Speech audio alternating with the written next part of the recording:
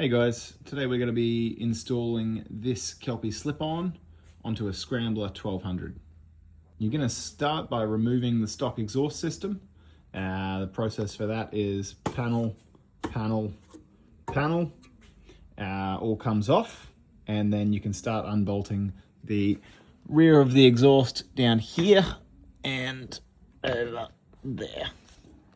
Once you've got the first two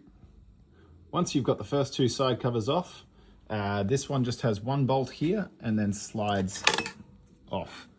You may take some rubbers with you, but as long as you replace the rubbers onto the pieces or into where they go, you're all good.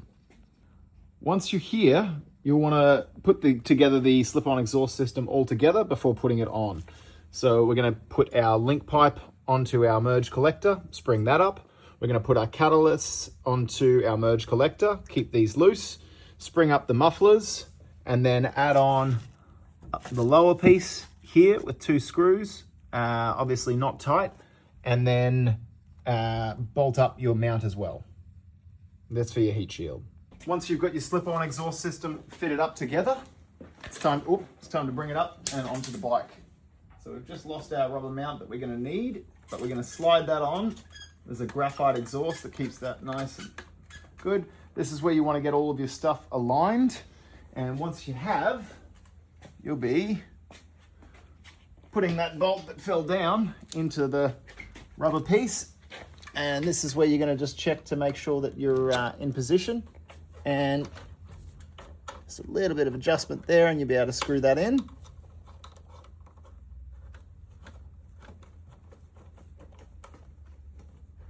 Now, once that's screwed on, you're in a pretty good place. Obviously, you'll want to tighten up your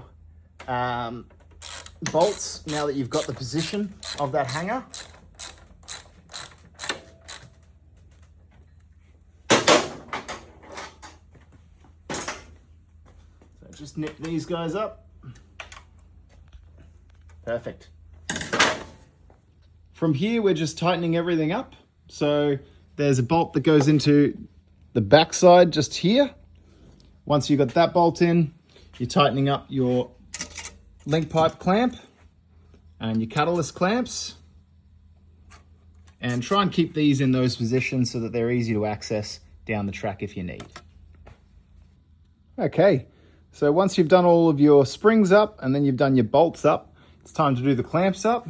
So 1, 2, and 3. If you have a Euro 5 Plus model, this is where your rear O2 sensor goes. So you just remove that bolt and plug in your rear O2 sensor. Almost done. This is when you can check over the bike and start it up and actually hear how it's sounding. Make sure you've got no issues or anything like that needs to be re-looked at. And then we can start putting the heat shields back on. Now, I'm always looking to get rid of any opportunity that at buzzing. So I do put in a small bit of foam tape on most of these heat shield joins just because those things can buzz. Now, we do supply replacement bolts here, but if you've still got the stock ones and they're in good condition, then I find just reuse those. Whereas if you're going from, say, a set of slash cut exhaust and you're wanting something a bit more performance oriented, then yeah, just use the supplied screws that we give you.